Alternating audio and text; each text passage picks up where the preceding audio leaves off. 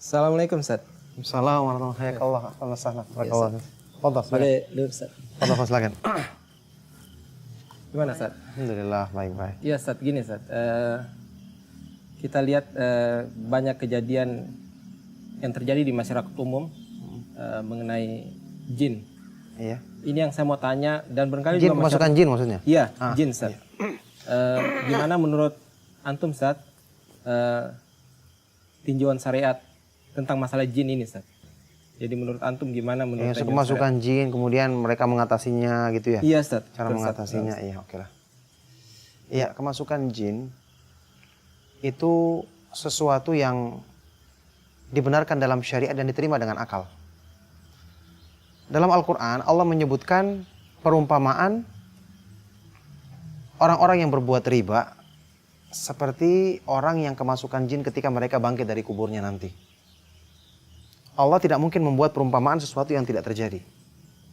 Allah Subhanahu wa taala berfirman, "Alladzina ya'kuluna riba la yaqumuna illa kama yaqumul ladzi yatakhabbathu asyaitanu minal mas."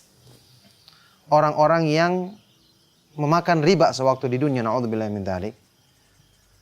Mereka nanti ketika dibangkitkan pada hari kiamat dari kuburan mereka, mereka tidak berdiri kecuali seperti berdirinya orang-orang yang kerasukan syaitan, kesurupan syaitan, yang mereka berjalan guncang minal mas, akibat dari kegilaan, akibat pengaruh syaitan. Ini ayat dalam surat Al-Baqarah yang menggambarkan kepada kita bahwa ini terjadi. Manusia dirasuki oleh jin dan wajar, jin adalah makhluk halus. Makanya Rasulullah SAW dalam hadis riwayat Imam Muslim pernah mengatakan, "Inna syaitana yajri min bani Adam majrad dam." Sesungguhnya syaitan itu bisa beredar dalam tubuh manusia di tempat-tempat beredar atau mengalirnya darah. Jin atau syaitan itu adalah jin yang durhaka.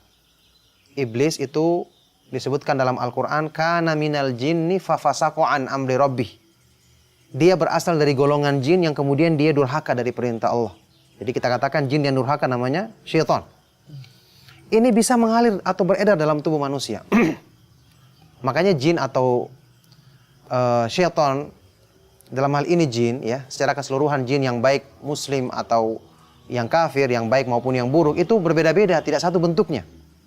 Selama ini kita menganggap jin itu hanya yang terkesan dalam tontonan kita atau bacaan kita dalam film ataupun yang lainnya, hanya yang berbentuk seperti manusia, kemudian punya gigi taring, telinganya besar. Ada memang jin seperti itu.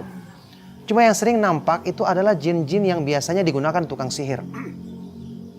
Ada jin lain yang ukurannya bisa berbeda-beda. Alam jin luas dan tidak semua jin itu mengganggu, mau masuk dalam tubuh manusia. Ada jin-jin yang dia tidak beragama, tapi dia tidak suka masuk ke dalam tubuh manusia. Bukan termasuk spesialisasinya masuk ke dalam tubuh atau melayani tukang sihir. Artinya, alam jin itu nyata.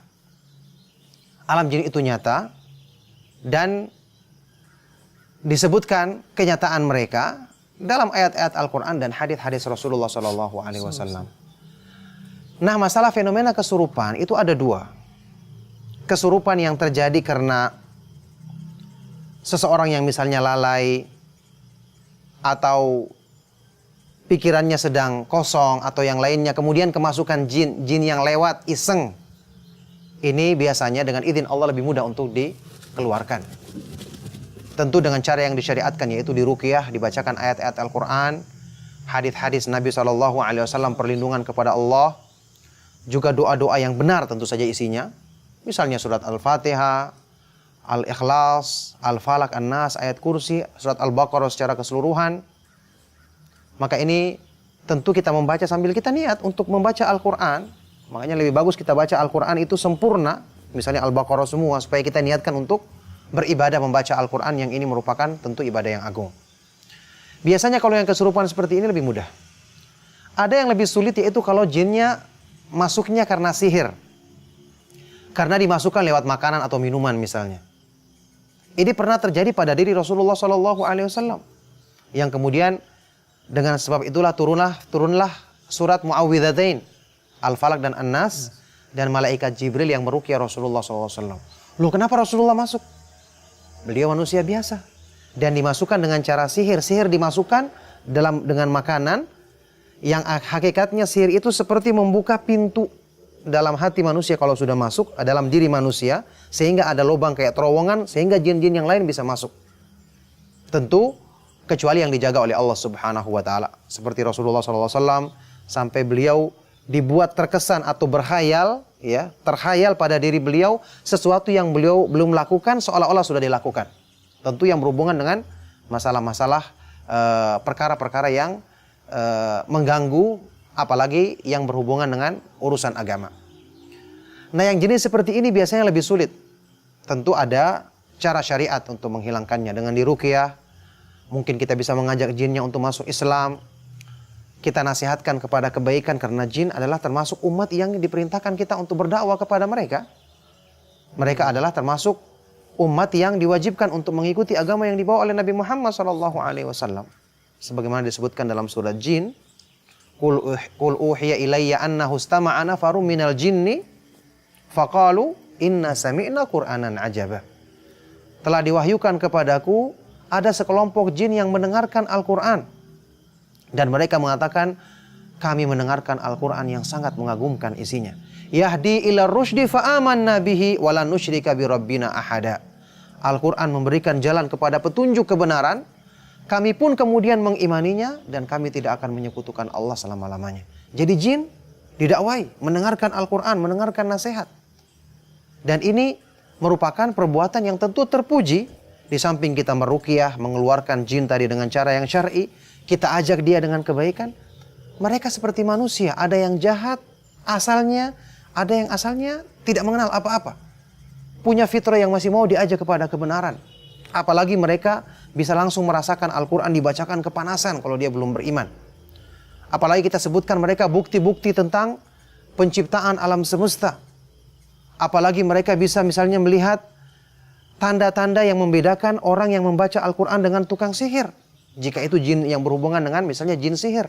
Dia melihat orang yang membaca ini ada bacaan Al-Quran yang dibacanya ada perbedaan dengan mantra-mantra sihir. Ini diketahui misalnya jin-jin yang sudah terbiasa mendengarkan sihir atau mendengarkan mantra-mantra dari tukang sihir dan para dukun.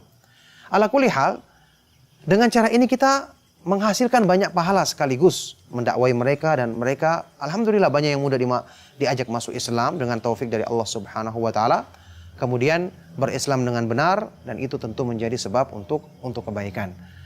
Nah, ini butuh waktu biasanya kalau yang berhubungan dengan sihir, tapi dengan mohon pertolongan kepada Allah, kemudian mengikuti agamanya. Ingat, meruqyah itu adalah ibadah. Jangan kita mengadakan cara-cara yang baru yang tidak sesuai dengan syariat.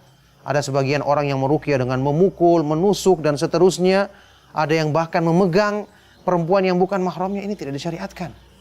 Ada yang disuruh diruqyah itu setiap hari harus mandi junub. Apa hubungannya dengan mandi junub, mandi besar? Ini semua hal-hal yang kadang-kadang ditambahkan oleh sebagian orang, padahal tidak ditunjukkan dalam petunjuk Rasulullah SAW dan para sahabat dan para ulama salafus saleh sebelum kita. Yang jelas, dari pengalaman para ustadz, para ikhwan-ikhwan kita, pengalaman saya pribadi, kita pernah menangani beberapa kasus seperti ini yang kami dapati Allah akan berikan kemudahan. Mereka masuk Islam, mungkin ada perlu dialog, sebagian diantaranya perlu dialog, perlu saling memberikan hujah-hujah dalam Islam maupun hujah-hujah atau argumentasi yang bisa diterima oleh akal mereka. Maka dengan izin Allah Subhanahu wa taala, Allah jadikan ini kemudahan untuk kita melepaskan jin-jin tersebut sesuai dengan cara yang dibenarkan dalam syariat.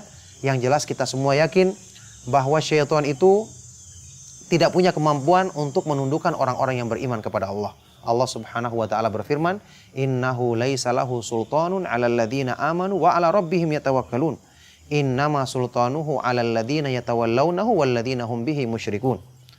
Sesungguhnya syaitan tidak punya kekuasaan terhadap orang-orang yang beriman dan berserah diri kepada Allah.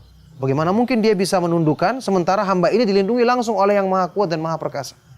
Innama sultanuhu, sesungguhnya kekuasaannya itu hanyalah terhadap orang-orang yang mengikutinya, mentaatinya, dan orang-orang yang menyekutukan Allah Subhanahu wa taala dengannya.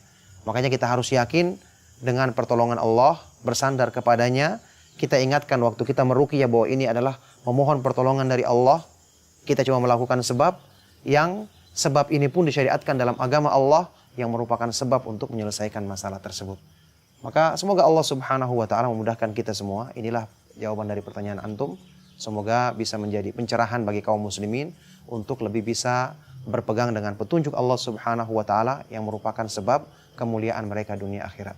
Ustaz, jazakallahu khair Ustaz. Barakallahu fiik. Hayakallah.